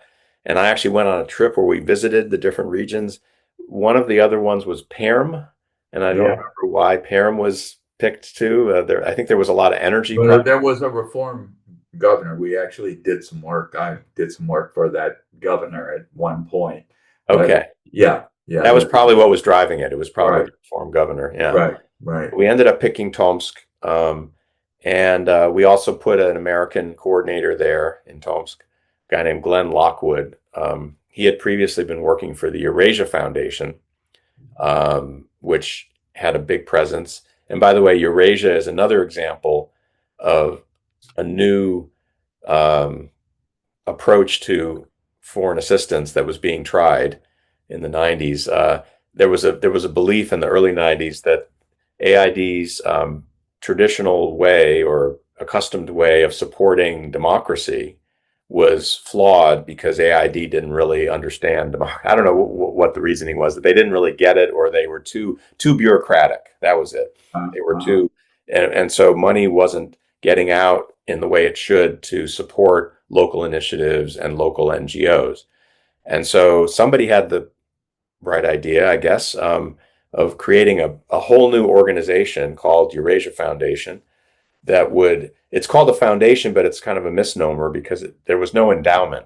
It, it was not set up with like, okay, here's $200 million and now you're going to use the endowment to finance these initiatives. It was dependent on annual budget transfers from our office, essentially, from the Uh-huh. coordinator's office, from Freedom Support Act money. And I think they started out with maybe 50 million, and then each year they would get an additional 20 to 30 million or something like that. But the idea of Eurasia was that it was going to be much more expeditionary and go out there and find local NGOs and local independent media that was operating in far flung areas of Russia, not just Russia, though, for the whole former Soviet Union, and would essentially give grants to support it. And, obviously there'd be criteria and oversight, or what's the word, due diligence on the grants. But Right. it was all about jump starting, you might say, civil society in Russia. Uh-huh. And Eurasia, in over the years, got into other things a lot. They ended up doing a lot with SMEs, small business stuff. They even did some micro lending type initiatives, but their bread and butter remained support for civil society through grant making. I see. Um, and But Eurasia was very active in the Russian Far East, and they had a big office probably in Vladivostok. And anyway, this guy Glenn Lockwood and another one of our coordinators, a guy named Ben Hansen, who ended up going to Samara, also I believe had worked for Eurasia Foundation. So that was kind of Uh-huh. a source. Anyway, so about 2 or 3, let's say 3 years in to the Regional Investment Initiative. So now we're in 2000. And of course, this was right at the time that Yeltsin relinquished the reins, and Putin came in. But things didn't immediately change like overnight when Putin came in. And of course, he came in promising to continue to pursue market reform. And he was seen by many in the West at the time as like a reformer, right? Because he was associated with Sobchak and St. Petersburg and all that. So we didn't see an immediate change with the Regional Investment Initiative, but there was one incident that happened I think it was in 2000, that was maybe a warning sign in retrospect, which was that an article appeared in a Russian newspaper, and I don't no longer remember which one it was, but it was a classic um, KGB or FSB hit job. You could just tell from the tone of it and some of the tropes that were appeared in it that that's where it came from, because it was reminiscent of Cold War information operations by the Uh-huh. KGB. Uh-huh. And essentially, what it said, the premise of the article was that the Regional Investment Initiative of the United States was essentially an elaborate cover for an espionage operation, and that we had selected the regions we selected based on where the most valuable intelligence gathering could take place, Wow. and that we had placed in each region these Americans who were there, who were spies. Basically, they had been Uh-huh. sent out to Uh-huh. gather intelligence. Now, this was at best a stretch from many perspectives if you looked at it objectively. First of all, why would we pick Novgorod Right. Oblast if we had, Right. which is this cute little, historically important Russian small city? Well, the article gave a reason for each one. They said the reason why we picked Novgorod was because it's not that far from St. Petersburg and the ports, on the Baltic Sea. Like it's up there, and so the American spy who's living in Novgorod could easily collect intelligence in St. Petersburg. Okay, so wow, that's a bit of a stretch. What about Samara? Why would we pick Samara? Right. Well, Samara is at the crossroads of energy supply. So if the Americans wanted to sabotage our energy network, they could do it in Samara and Uh-huh. Tomsk, which was also interesting because they're near, not too far from Tomsk, or at least the city of Tomsk in Tomsk Oblast is one of these, was at the time one of these closed cities that was like a research place for nuclear stuff in the Soviet period, and they had these Uh-huh. secret closed cities. And so the allegation was that our representative in Tomsk was there to gather intelligence on the closed city. So it went on from there, and it was beyond absurd, the kind of allegations that were being made. But what was interesting was they never once mentioned in the article that this initiative had been launched as a joint project Mm. between the U.S. and Russian governments. It was fully endorsed by the Gore-Chernomyrdin Commission, by the prime minister at the time in '97. And as far as we knew, it had been approved up and down the chain in the Russian government, by the foreign ministry and, of course, by the local government. The local governments were fully engaged, and by all indications, they wanted American assistance. They wanted our local representatives to be there. For them, it was almost like it was prestigious that they had been chosen for this. But, the winds were blowing a little differently in 2000 than they had been in 1997.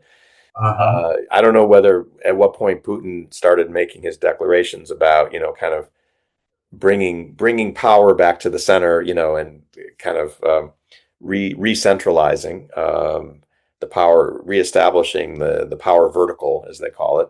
Um, but we in addition to this article, we started feeling from our local partners a bit of less enthusiasm for the projects, and some of our local coordinators were getting some harassment. They would get unexpected phone calls or knocks at the door, and locally they were occasionally feeling like they're being surveilled. There were things that were Uh-huh. um, unpleasant that were happening to them. So anyway, by 2001, I think we had already phased out the Novgorod one, and we sort of called it a success. Like, they did good things in Novgorod. Novgorod's doing well as a region, so we're just going to close it up. And Right. then by 2002, three, in that range, we started gradually phasing out the other ones. We still had programming in those regions through our Uh-huh. various range of assistance projects, but we Right. no longer had local coordinators. They had all left probably by 2003, and then the initiative itself, uh, we stopped referring to it at a certain point as the Regional Investment Initiative, and we Uh-huh. just called it the Regional Initiative. We Uh-huh. got rid, the word investment, went away, Right. and I think that was partly an acknowledgement that it hadn't been that successful in its original objectives in terms of attracting a lot of foreign investment. Some of the regions were attracting it anyway, but for reasons that had nothing to do with the programs under the Regional Investment Initiative. But we didn't see this flood that we had hoped to see that would then provide an example to other regions. Uh-huh. We actually made some effort to foster this replication effect. At one point, I don't remember exactly what stage this was, probably by around 2000 or so, we even had money for some exchange visits between regions where we could Ah, bring uh, people from some other regions to come look at here's what we're doing in Samara, here's what we're doing mhm. in Novgorod, and hopefully, learn some things or be inspired. So there was a little bit of that. But to be honest, I um, the evidence for replication was pretty thin. We Uh-huh. just weren't seeing it. Yeah, And then at a certain point, it became clear around probably 2002, 2003 that we weren't getting a lot of traction with the investment goal. The climate had changed in Russia, and especially the idea of letting the regions determine their own local policies. right. And the suspicion of what America was up to Hmm. had grown in certain quarters. It was probably always there with some people, but particularly those associated with the security services and so on they were getting more traction. They had more of a Uh-huh. voice, Uh-huh.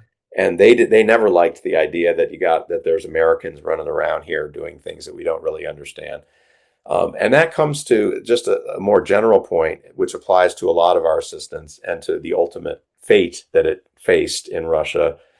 And it's not even just assistance, but things like the Peace Corps, for example, Yeah. what happened to the Peace Corps. And that is repeatedly in my years in Russia, there was a kind of and this is not a general application to all Russians at all that I met because I worked with and met so many who were very receptive, very welcoming of what we were trying to do, and wanted to work with us Right. um, because they actually saw benefit from it. And they said, like, we Mhm. can learn things, but we can also, you're helping to empower us to get done the things we want to do in our society. However, there was always this prevalent attitude among a lot of people I met is like, you know, what's your real motivation here? Like, Uh-huh. what are you really Yeah. about? We Yeah. can't believe, for example, and this was like Peace Corps was the epitome of this. Why would these young Americans, volunteer and essentially just be paid a tiny, tiny stipend to live on, to live for 2 years in some godforsaken, Russian village, uh, and just supposedly help people? Like, what's there's got to be another agenda here. Uh-huh. And Uh-huh. of course the agenda is, well, they're spies or they're part of the CIA or whatever. That's really what this is all about. And of course, I mentioned this thing with the Regional Investment Initiative, same idea. Why are Yeah. the Americans here? Why are they doing all this stuff for altruistic reasons? It can't be altruistic. It must be um, there must be some base motives here. Um, Uh-huh. Uh-huh. and and that was, as the years went on, I think that attitude, if anything, increased. Again, I'm sure it was always there under the surface, but it became more and more prominent. And it complicated things like our assistance programs, especially because, again, people need to understand why you're doing what you're doing. And if you can't articulate it well, it's gonna lead to misunderstandings. Right. Right. I encountered this, I guess, through the phrase "stop telling us how to live." This Hmm. that phrase got repeated by numbers of Russians that I encountered in that late '90s, early 2000s period, Yeah. and in my experience, by the 2000s, it absorbed so much of this information about how market economy works and business skills that they felt self-confident that they didn't need to be told what to do. They were going to go ahead and do things, and that motive that you expressed, like, well, what's your real objective? What do you really want from this? That just rings so true in terms of what I heard at different times. Yeah. Uh, Yeah. yeah. Yeah. No, it's and And so, when I think about how our assistance um, programs and strategies evolved, I do think we were sensitive to Uh-huh. that perception, and we tried to. Well, we there were two things that we tried to do that were intended to lessen this feeling that you're just here to tell us what to do. Right. One was that we wanted to empower these people to people links. And there was actually uh, a kind of marketing effort in terms of our assistance in the U.S., to like market it to Congress and people we needed the support of for the funding. This was, I think this was the brainchild of Dick Morningstar, who was the coordinator when I started there. It was called the Partnership for Freedom, Mm-hmm. PFF. And so when we presented our budget proposal for fiscal year 97, maybe, I think it was 97 and 98, it was under the rubric of Partnership for Freedom. And the idea of that was the focus was on the word partnership. Everything we do, the, the narrative went, should be aimed at building partnerships between American institutions and people and Russian institutions and people. Again, it wasn't just about Russia, it was this extended to the whole program, including Ukraine, Georgia, Armenia, all the others. But Russia was still at the time the main focus. And so this was everything from what I already talked about with the U.S. West Coast and the Russian Far East.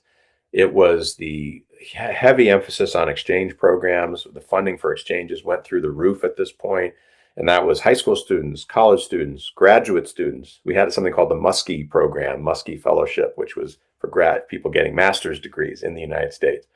But it went beyond that. It was also about linking American organizations directly to Russian counterparts and letting them figure out, like, well, what do we want to learn from each other? It's not Mm-hmm. one way. It's Mm-hmm. not supposed to be one way. It's like, what are we going to learn from each other, and how are we going to cooperate in ways that benefit both of us? So we had, I think it was the American Hospital Association or something like that, got a big grant to do so, where American hospitals would partner with Russian hospitals and they would together work on projects. Now, to be fair, it was a fairly one-sided exchange in that the Russians were eager to learn and benefit from what we wanted. And I don't think the Americans thought we're going to learn a lot from how a Russian hospital Right. operates Right. necessarily. Right. But there was a similar thing with utilities, like electricity, Huh. and all the public utilities in the United States. There was some kind of utilities association that got a grant to partner with Russian counterparts on how the electricity grid works, and how it could be changed for the better.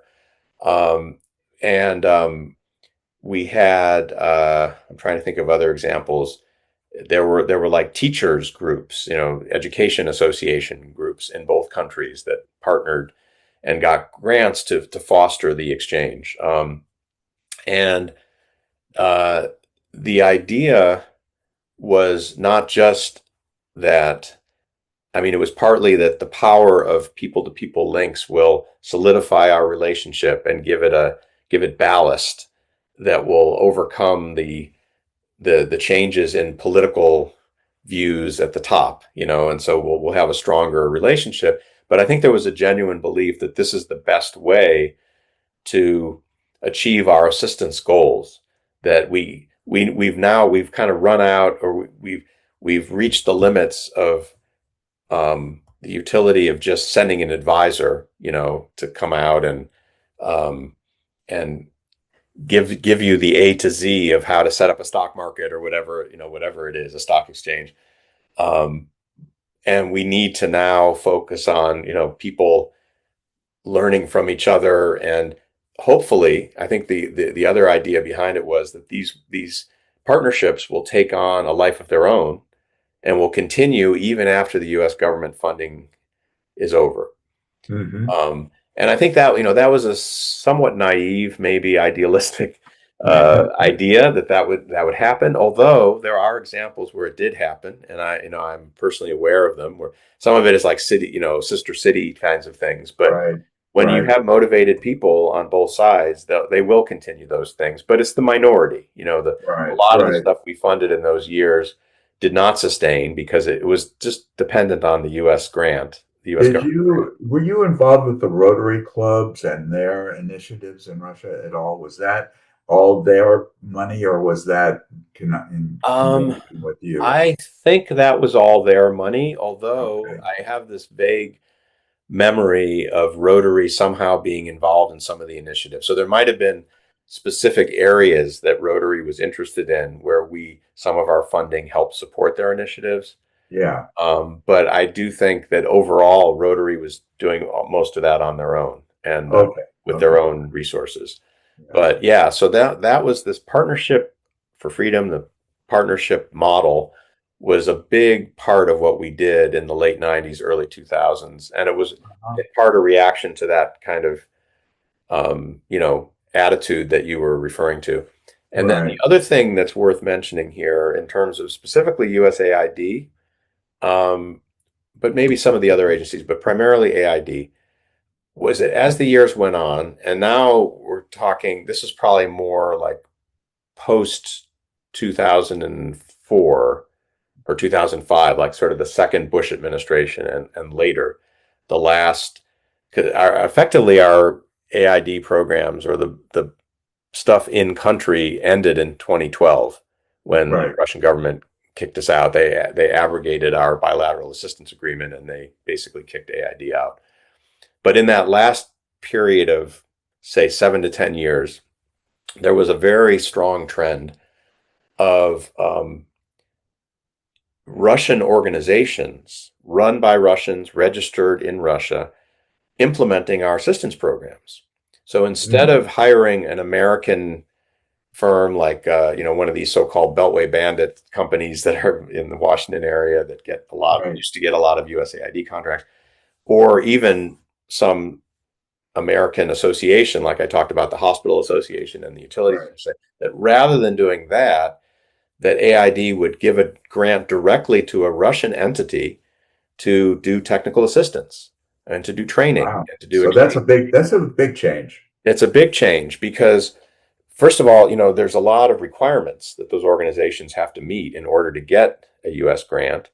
They have to, prove that they're managed soundly, that they have good fiscal practices, and they have to do a lot of reporting, constant Right. reporting and so on. So there's big demands on them. But AID, I think, made a conscious effort to try to build local capacity to be able to receive that money. So in the later years of the program, I don't remember what the percentage was, but I want to say close to 50% of Mm. the money that AID was spending in Russia was going through Russian entities. And one example that I remember that sticks in my mind was there was something called the Institute for Urban Studies or something like that. That was a Russian nonprofit organization that had been set up. And with a lot of help from, they established themselves with a lot of technical assistance and advice from something called the Urban Institute, which exists in the United States, which is, expert on city planning and, zoning and all these aspects of running a city in the best way possible. So the Urban Institute, and probably with a grant from USAID, Yeah. partnered with this local entity and got them to the point where, sometime in the early 2000s, this Russian organization took over the grant completely. And they Uh, were doing all, like, I don't know, budgeting, city budgets, and how do you figure out your revenues and how you're gonna spend it, and um, what are the processes for determining how you're going to spend money. And they would go to Russian cities and give them this advice. And oftentimes, as I recall, the Russian cities would pay for it. So uh-huh. it didn't, they weren't entirely dependent on the USAID grant, but what the Right. USAID grant was paying for was for their basic institutional operation, that they could have an Right. office and Yeah. staff and whatever. And then Right. they would get these self-funded engagements with Russian cities who wanted their services. Right. And there was an environmental group that did the same thing. I can't remember what they were called anymore. There was there was a kind of Russian version of the Eurasia Foundation, which I talked about earlier, giving grants to Right. civil society. And I think there was also a Russian organization that focused on small and medium enterprise development, which AID gave a direct grant to. So that was, if you want to look for local ownership, that term I used earlier, Right. it was there in Russia. However, by that time, very little of our assistance was actually going to government technical assistance. Yeah. So we were no longer, I mean, the urban planning thing is sort of verging on government, obviously, because Right. local Right. government. But in terms of ministries, like the Ministry of Energy or the Ministry of Economy in Moscow, they were, whereas in the early years, in the 90s, there was a lot of direct technical assistance going to them. By the early 2000s, very Yeah. little of that. Yeah. And so there was there was the Russian government's ownership was becoming less and less. Uh-huh. Uh-huh. Their direct interest. And what they saw was more of our dollars are going to support, broadly speaking, non-governmental organizations, private sector, or civil society groups. And of course, especially Uh-huh. the civil society groups, they increasingly saw as a threat because you had, whether it was election monitoring organizations or human rights monitoring, organizations, or um, even, groups that focused on trafficking in persons and protecting the rights of victims of trafficking in persons. All of those things, I think the government increasingly saw as a threat to their vision of how Russia should be run. Uh-huh. Um, Uh-huh. and Uh-huh. and and then, of course, for years you had Putin talking about foreign funding for NGOs as being, a threat, a Right. security threat, Right. essentially. And then once the various conspiracy theories about what the U.S. was trying to do um, culminated in, what was it, the election in 2011 when there were protest Right. That's right. demonstrations, and then I know Hillary it. Clinton was Yeah. blamed for provoking the demonstration. So it was really not a surprise in 2012 when Right. we started getting uh, demarches, as they call them in diplomatic circles, from the Russian government saying, we have to look at this assistance agreement we have and see, is it really balanced anymore? Is it still relevant? And eventually the conclusion was, no, it's not. And in fact, Right. we need it at all? Let's get rid of it. And then in sometime in 2012, I think it was, when we got the word that AID had to leave. Um, Yeah. Okay. Okay. so that was Yeah. kind of the end of the story. But you could Yeah. see, but I think it's interesting that for all the things we've talked about, that where the U.S. approach might have been either a bit hubristic, as far as, Uh-huh. what we thought, we can just go in and make this all Right. created in our own image, so to speak, Right. or whether it was a bit naive or idealistic, thinking, okay, well, the solution is, let's make it all people to people, and the people will, create something good. Um, for all of those weaknesses, I would say there was an ability and a willingness to try to learn and to change and to evolve to make this still have an impact, but not in a way that was, that was offensive to Russians, Right. Right. or that wasn't going to work. Because I think Yeah. our by towards the end, by that time, since so much of the money was being managed by Russians themselves, we thought, well, they know their own society, they know what it Right. needs, and Right. so if we're guided by them, maybe this is going to do some good, right? Uh-huh. Uh-huh. Uh-huh. But unfortunately, we never got to see how it Right. unfolded. Well, so I mean, we're getting towards sort of the end of this because your career goes on, but the Russia part of your career is ending around this time. But so I want to ask you a question that goes back to your 15 minutes of fame, which is the Chernomyrdin part of the story, being that through the family, there's still remnants of what happened through the food aid in the 20s. And I think some of the big question will be, what do you think will be left in passed down among Russians from this period of American engagement in Russia? We know now, we're more separated from Russian society than we were during the Cold War. There was actually much more exchange then than there is now. So there's no direct, a whole generation of Russians won't have direct experience with Americans. Um, but there's all this activity, this history. And do you, it sort of, going back to your relatives' experience, and I'm not sure how significant it was for Chernomyrdin, but do you think that some of that 90s will live through living memory of people from that period, Hmm. or or not? Yeah, It's yeah, yeah. I I think at the individual level it will. I do Mhm. think there were people who were deeply impacted by the interaction with Americans in the 90s in a positive way and will always remember that. Unfortunately, I think it's also the case that many of those people have now left Russia. That too Uh-huh. many of the diaspora from Russia is a lot of them are folks who were involved in the organizations that we used to support, or some of these these Russian entities that got USAID money, for example, that I was talking about, um, and um, and even people who were more sympathetic to what the U.S. was trying to do and were interested in having Russia move more in that direction in its development by now have probably left for a variety of reasons. Of course, there was a big exodus after the mobilization. The draft Right. started in what was it, September of 2022. Um, I was in Kazakhstan at the time, and we had like 1 million Russians come over the border in about a 6 month period. It was Wow. incredible. Now, some of them went back, but a lot of them either moved on to third countries or stayed in Kazakhstan. But yeah, so there's unfortunately many of those who have a more positive view or who were personally impacted in a positive way are not living in Russia anymore. So yeah, I don't know.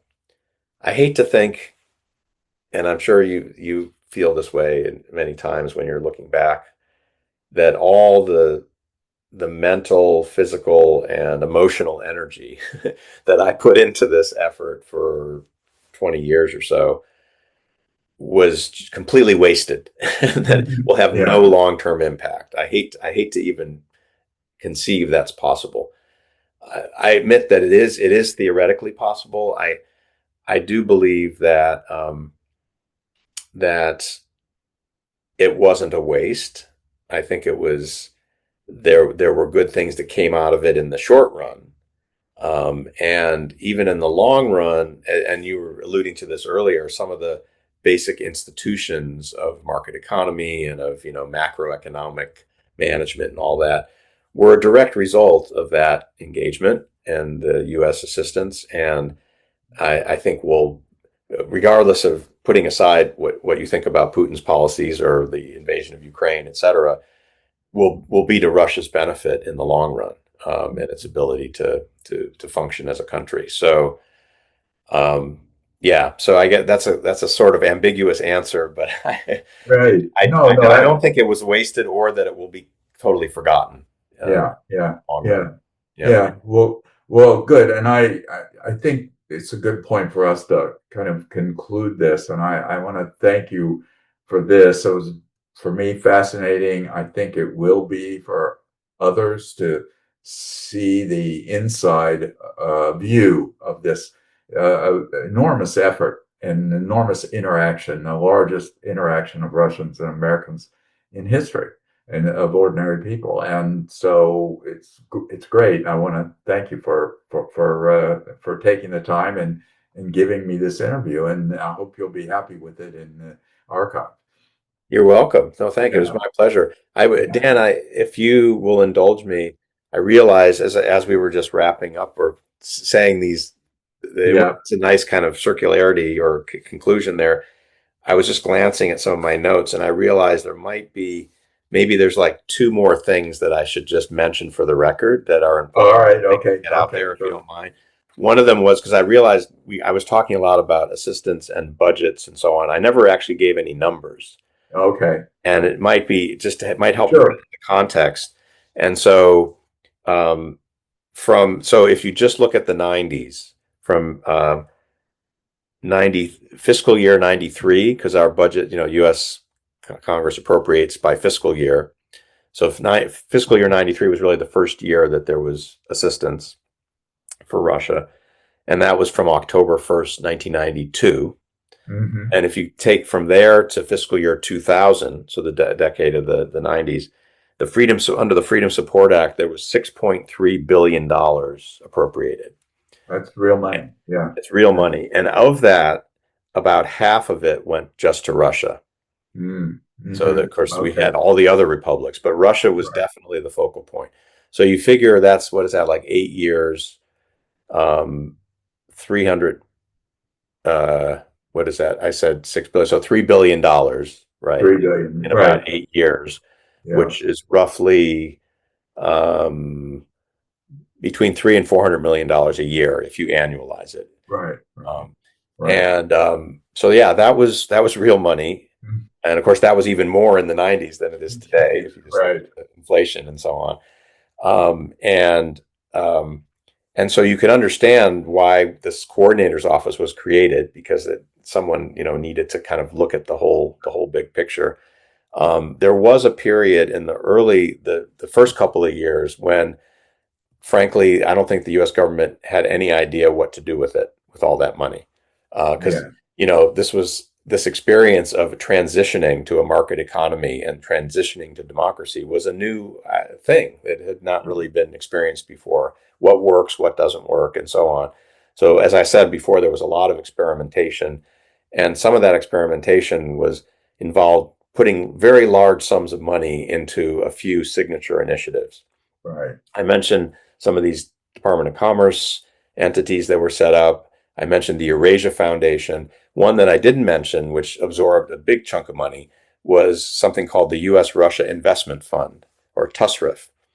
And TUSRIF was part of a set of things called enterprise funds that they just, again, in the spirit of experimentation, that they decided to set up, which were essentially like venture capital funds or Right. investment funds, but with the mission of promoting the development of a market economy. And they operated as entities separate from the U.S. government. They had their own board of directors. They had their own staff that were not U.S. government employees, and they were supposed to operate like a private sector investment fund, looking at Right. returns and so on, return on investment. Um, but they had oversight because all of their capitalization came from USAID, a grant Uh-huh. from USAID. In the case of TUSRIF, they were capitalized ultimately. They were authorized to get up to $440 million of capitalization. I think they only got about half of that, so maybe 220 million in the end. Um, and so AID would like go to their board meetings and be in the room, so to speak, but they were supposed to operate commercially, and they did a lot of important experimentation or innovative things, including mortgage lending. I think that the first mortgage lending that happened in Russia happened through money that came from the U.S. Russia Investment Fund. They Hmm. also took equity positions in a number of Russian companies, which they later exited from, and they were successful in making money. They probably also did some stupid things or some foolish things, but I suppose that's the way venture capital Right. works, right? You Right. some of your Right. a majority of what you do normally, it goes bust. Um, and they were also under a lot of pressure from people like Ted Stevens, the senator from Alaska, who wanted them to essentially support American companies investing in Russia, which was not their mandate. Mm. But so I spent a lot of my time. One of my responsibilities from my early days in the coordinator's office was to manage these, or not to manage, to oversee these enterprise funds, including the Mm. Russia fund. So I spent a Okay. lot of time talking to these people and seeing what their strategies were and so on. Right, right. But Just as a note, Pat Carty's in our archive. So great. yes, Okay, so yeah, you've got all the stuff on Tusriff, yeah. and but I'll just note that there was always a little bit of tension around this idea of a U.S. government funded but privately run investment fund. Yeah, Trying to, it was a bit like squaring the circle or fitting a round peg into a square hole or whatever, because right, we had responsibility to the taxpayer, we felt, and we also had foreign policy mandates, and they were Pat Clarity and her team were very much looking at it as you know return well as a capitalist would, as an right, investor would, right, right? right. And so there was sometimes some tension around that.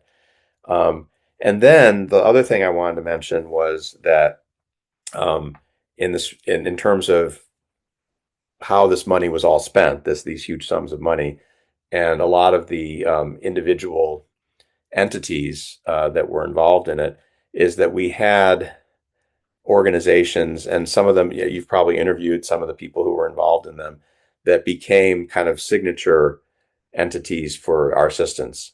I already talked about Tusriff, I talked about Eurasia, but there was also uh, something called the Financial Services Volunteer Corps, FSVC, which was essentially people who had been bankers or investment managers in an earlier life, and they were sent out to help reform the Russian banking system.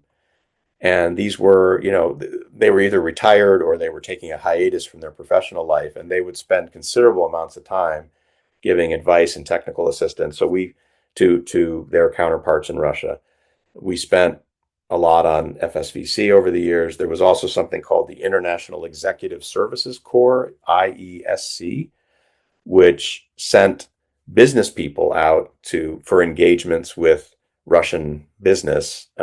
Often it was small business, Mm. and they did a lot, over the years. And when I first came to the coordinator's office, I remember FSVC, IESC, also the Center for Citizen Initiative, Sharon Tennyson, who did this community connections program or these business internships. These were signature recipients, I would say, of our assistance dollars in those years. And then the final point, coming full circle to my uncle and my great uncle and his involvement with relief aid in the early 1920s. There were a couple of moments during those early years when we were actually giving food aid to Russia again. And you may have dealt with this in some of your earlier interviews with other people, but I just remember from being within the U.S. government at that time, it was very controversial that we would again give food aid. There was a big drive to do it coming from the Clinton administration at the time. I think the feeling was we can't afford Russia to fail. I guess there was a big financial crisis in 1998, and the ruble just plummeted in value, and there were real fears of food shortages and so on. But of course, in the U.S., we always had this other motivation, which is that we grow too much for ourselves, and our farmers and USDA Right. want to ship our food abroad. And so that was another factor that led us to do it. But I got pretty involved in the implementation of that program and figuring out what conditions we were going to be setting for how the food would be distributed. Of course, the idea was that some of the food was just donated, and some of the food was also supposed to be sold. It was actually sold on the local market, and you had to be Uh-huh. very careful that you weren't going to distort prices too much by dumping a lot of very cheap food and then thereby hurting Russian farmers and hurting Right. Russian grain production and so on. It was very, very complicated. And I think in retrospect, again, it was, I think it did more harm than good. It got a lot of, I don't think and of course, again, we didn't know exactly how things were going to go and whether there would be people going hungry. So you Right. couldn't ignore that. But I think had we done a more careful analysis that wasn't driven by the passion of the moment and by the need for U.S. farmers' food to be exported, Right. that we might have thought better of it. Because I think it made people very cynical, even more than they already were, about Right. what U.S. aid was about. And there Uh-huh. was a lot of, we later, later learned with various audits and things that were done that food, you know, just trickled away in all sorts of side places. People were reselling it and making money. I think there was a fair amount of corruption involved, not in our initial transfer, but in what happened Right. to food down the chain. And I, yeah, I think it was a mistake. I don't think we should have done it at the time. It was very different than the 1920s, of course, and it was Right. also different than the early 90s. And Right. a lot of people no longer remember this, but there was a period in 1991 and 92 when the U.S. was airlifting huge quantities, meant millions of metric tons of food, medicines, and other supplies into Russia. Um, Yeah. and the office that I ended up working in, the coordinator's office, started at that time. And it started under the leadership of a guy named Rich Armitage, who later became Deputy Secretary of State. Right. He was the first coordinator of assistance, and Armitage um,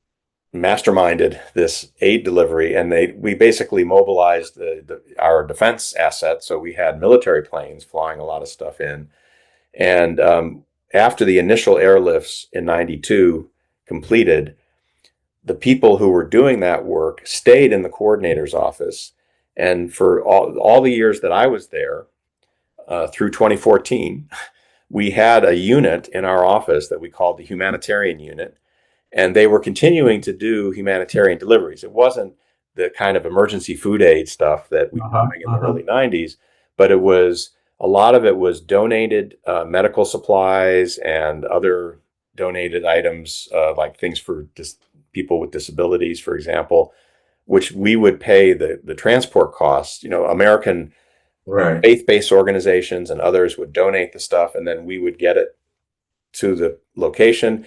And then we had a network of local NGOs on the ground who would do the distribution and excess defense articles. So we had, I Huh. shouldn't say defense articles. It wasn't like guns and missiles. It was, uh, you know, um, our military has an enormous network of medical stuff, medical and dental, even, diagnostic equipment and medicines and bandages and um, uh, blood pressure, all this kind of stuff. Right. And a lot of it is warehoused in Germany. And then at a certain point, they say, well, we're going to write this off. We can't, we don't need it anymore for our military. And our office in the coordinator's office, our unit in the coordinator's office had this system where they would collect a lot of this excess stuff and then donate it to people all over Mm. Russia Right. and the former Right. Soviet Union. And that went on for years and years. So again, it's kind of an untold story of what we did. It built a lot of goodwill, I think, Yeah. Yeah. locally. It was great for our sort of public diplomacy. And frankly, I sort of fought to keep it going even in 2013, Right. 2014, but it died. Unfortunately, it was the victim of OMB cuts. So Right. Right. anyway, but Okay. so in the end, the humanitarian aspect of our assistance continued very very late, Yeah. Yeah. and it always, for me, it had, I don't know, maybe a special resonance because of my family connection Right. Right. to your. Well, look, thanks for adding all those things because everything you said is important. And as you and I talked about the breadth of engagement between America and Russia in those years was so broad that it's almost difficult to get your arms around and to describe uh, completely.